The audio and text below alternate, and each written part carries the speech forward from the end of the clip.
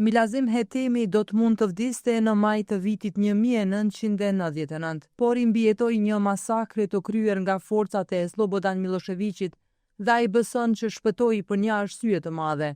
Ti tregoi botës çfarë ndodhi në Izbicë të Skënderajt. Kur policët serb erdhën në këtë fshat, i tubuan të gjithë burrat shqiptar në një shpat dhe hapën zjarr ndaj tyre. Hetemi shpëtoi pasi trupat e të afërmve i ranë përmbi duke u bërë kështu si mburoi për të nga breshria e plumbave. Kur fumat krejt ranin krejt ranin këtu.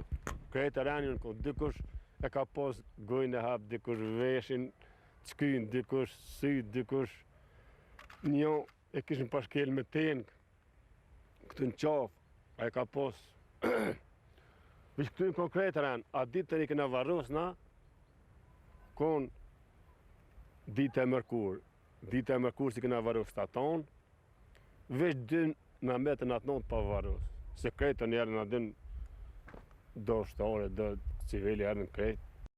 Ky rrëfim me të është realizuar më 11 shkurt të vitit 2002 nga Agjencia e Lajmeve Associated Press, një ditë para se të nisë gjykimi në Hag ndaj Slobodan Miloševićit. Ai ka thënë se do dëshmonte me krenari kundër atij që njihej si kasapi i Ballkanit. Unë nëse shkoj në Hag, mu po më shtyn mas forte, unë do më fol për këtë të vdekën, Zoti mu më ka pështu veç për më fol për këtë të vdekën, edhe për kretë kosovarët që kanë hiqë që shka nevojt. Shumica e dëshmitarëve ndaj Miloševićit ishin pikërisht viktima të krimeve që forcat e tij kryen në Kosovë, por edhe në Bosnjë e Kroaci.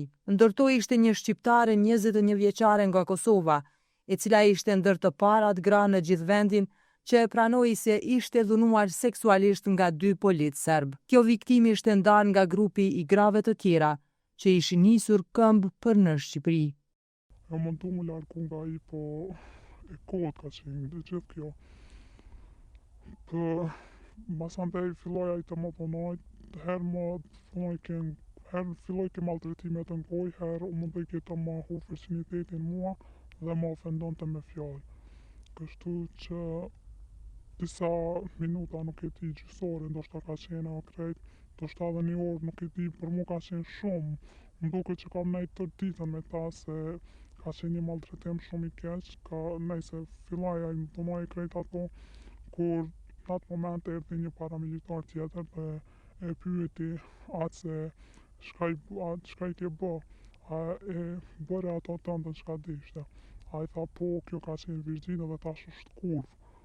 Kështu që a i mori një letër, nuk e di, ka qenë në formë pallom, diçka ashtu të butë dhe më ka ofruar qakën mua në fytyrë dhe më ka treguar që më ka bërë grua.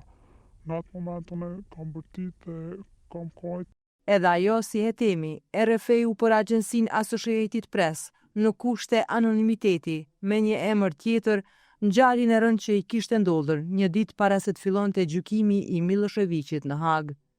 Për mua është fajtori më i madh që ma ka shkatruar jetën dhe tash prej asaj dite që unë jam e dhunuar dhe nuk e shoh asnjë ditë të mirë në jetën time, është fajtori më i madh Slobodan Miloševići, i cili duhet të dënohet me dënimin e tij të merituar, ku ka më shumë dëshmitar nga Kosova dhe do të dëshmojnë për krimet e tij që i ka bërë në Kosovë. Rreth 20.000 gra raportohet të jenë dhunuar seksualisht në kohën e luftës së Kosovës nga forcat e Miloševićit.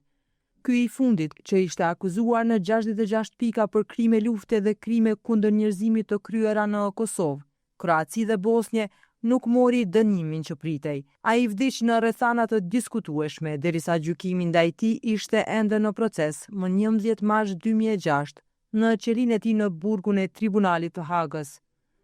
Sipas raportit zyrtar, ai ka vdekur nga infarkti i zemrës si pasojë e problemeve të rënda shëndetësore që kishte pasur prej kohësh, sidomos me zemrën dhe tensionin e lartë të gjakut.